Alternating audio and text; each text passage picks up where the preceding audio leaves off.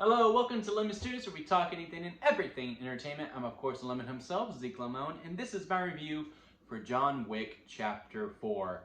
The Baba Yaga, the Baba Yaga is out on his 4th chapter, but how good is it? We'll go talk about it. But first, let's get the house clean out of the way, shall we? I'm going to need you to hit the like button, I'm going to need you to subscribe, and I'm going to need you to leave a comment, as that all helps me grow into my YouTube career. I would greatly appreciate it. Now, with all that out of the way, let's get into Mr. Wick.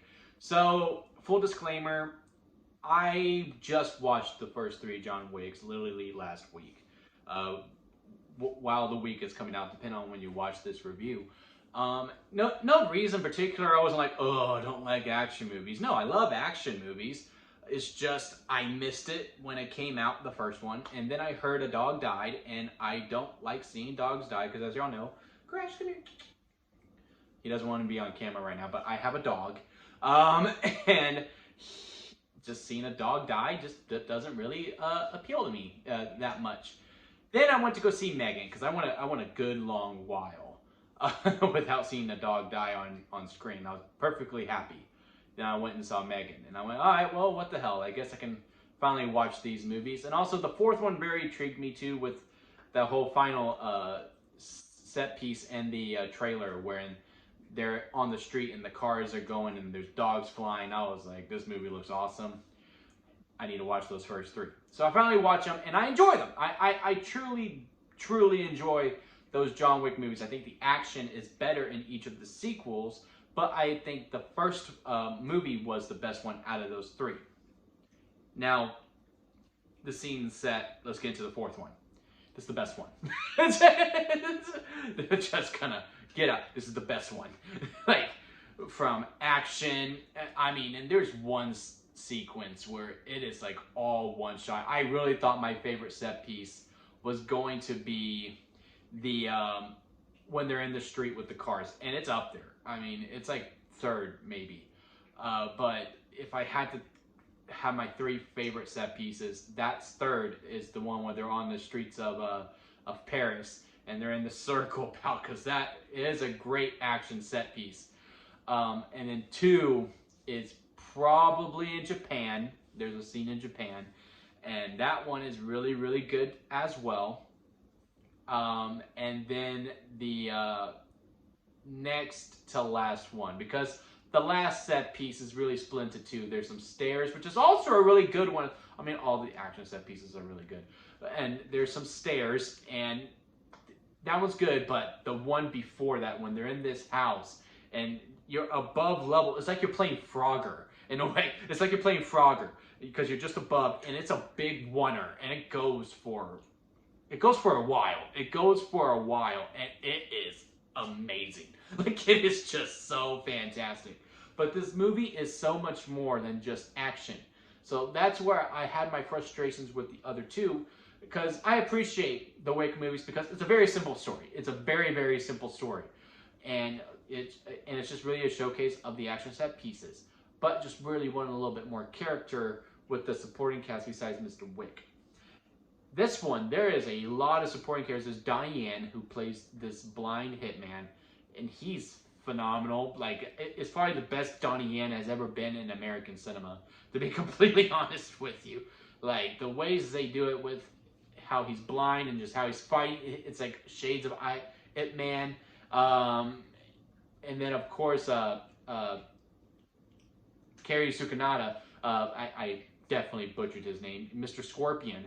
He's also phenomenal in this. Of course, he has a freaking sword. And there's also, I don't remember the actor's name, but he plays a character named Mr. Nobody, who dresses differently from everyone else. He's also fantastic in this movie. And everyone just brought it. And I mean, Bill Skarsgård is the best villain out of all the Wick movies.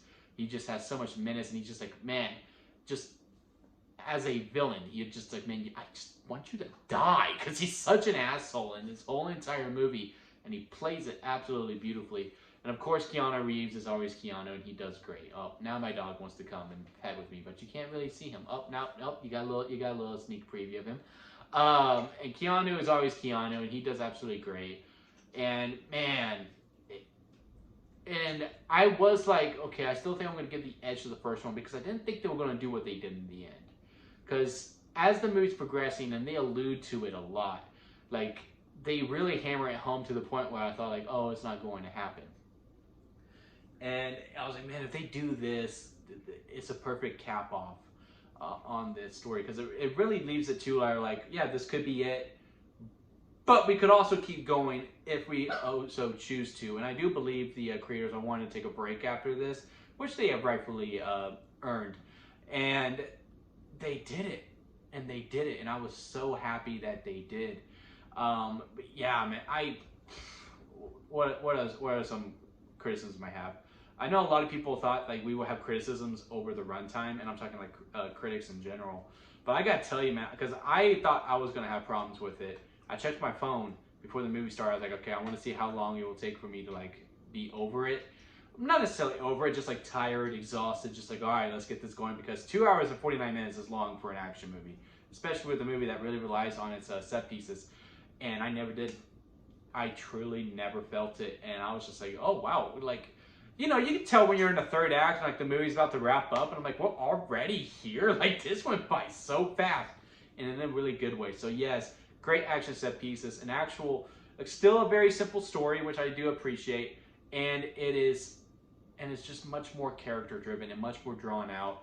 Bring on the spin-offs, bring me more John Wick, give me chapter 5, I don't care. Again, it really leaves it to a point where, like, yes, John Wick's story is over, but also, yes, we can keep going as well. And that's just awesome to me, man. So yeah, if y'all had a chance to see John Wick Chapter